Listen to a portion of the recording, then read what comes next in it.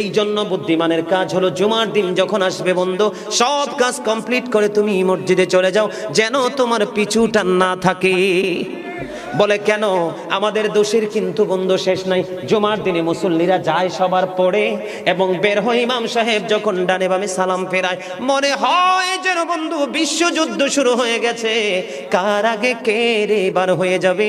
অথচ আমার নবীর আদর্শ নিয়ে আমি আজকে ওয়াজ করছি বন্ধু। Disturb, don't disturb me. তোমরা আমি বললে আওয়াজ দিবে, নয় তো চুপ করে আলোচনা শুনবে, কারণ আজকের সময় অত্যন্ত গুরুত্বপূর্ণ। কারণ আমি যদি 5 মিনিট সময় পাই, একটা আদেশ শোনাতে পারবো।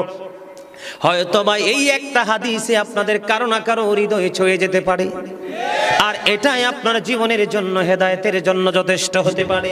বন্ধু, মুসল্লিরা যায় রে সবার পরে, বের হয়ে আসে সবার আগে, এটা মুসলমানের কখনো চরিত্র হতে পারে না।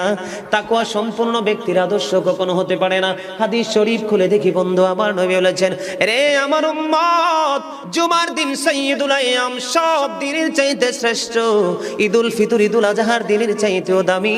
এই জুমার দিনের ফজিলত বরকত নিয়ে আলোচনা করলে বন্ধু রাত একটাই কভার করা যাবে না, এত বরকত এই জুমার দিনের। আমার নবী বলেছে, উম্মতের দল, জুমার দিনে কেউ যদি সবার আগে মসজিদে যায় আর সবার পরে যদি কেউ মসজিদ থেকে বের হয়, আপনি যাবেন, সবার আগে যাওয়ার আগে সুন্দর করে গোসল করবেন, উত্তম জামা, নতুন জামা পরবেন, আতর গোলাপ লাগাবেন। আপনি রাস্তা দিয়ে হেঁটে গেলে মানুষ যেন বলতে পারে যে মসজিদের মুসল্লি হেঁটে যায়।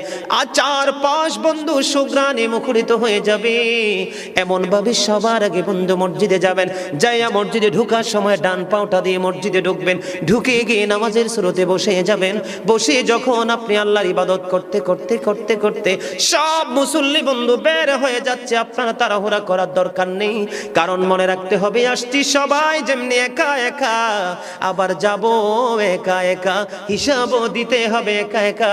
পৃথিবীর সব মানুষ পর হয়ে গেলেও আমার কোনো সমস্যা নেই। আমার আল্লাহ এবং নবী আমার আপন হলে আই এম ভেরি সাকসেস।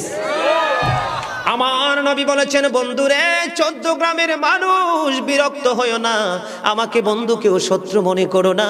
আমি তোমাদেরকে জাস্ট উপদেশ দিচ্ছি, মানা না মানা তোমাদের ব্যাপার। হেদায়েতের হাত কিন্তু আল্লাহর কুদরতি হাত, আমার কাছে কিছু নেই। আমি শুধু উপদেশ দিব, ইনস্ট্রাকশন দেব বন্ধু। নবী বলেছেন, সবার আগে তোমরা মসজিদে চলে যাবে, বের হবে সবার পরে। যার বাড়ি যত দূর, তোমার যত কদম বেশি লাগবে যাইতে, প্রত্যেকটা কদমের বিনিময় তোমার আমল নামায় 1 বছরের নফল ইবাদতের সওয়াব দেওয়া হবে। বন্ধু, হৃদয় খুলে শোনো, যারা মসজিদে যাওয়ার অভ্যস্ত আছে, বেশি বেশি করে মসজিদে যাও। গাড়িতে চড়ে, অটোতে করে, রিক্সাতে করে যাও না, প্রয়োজনে 15 মিনিট আগে হেঁটে হেঁটে মসজিদে আসবে। প্রত্যেকটা কদমে কদমে তোমার গুনাহ ঝরতে থাকবে। মসজিদ থেকে রিটার্ন যখন করবে বাড়ির দিকে, প্রত্যেকটা কদমে কদমে নফল ইবাদতের সওয়াব ঢুকতে থাকবে। জোরে জোরে বন্ধু সুবহানাল্লাহ, আর জোরে সুবহানাল্লাহ।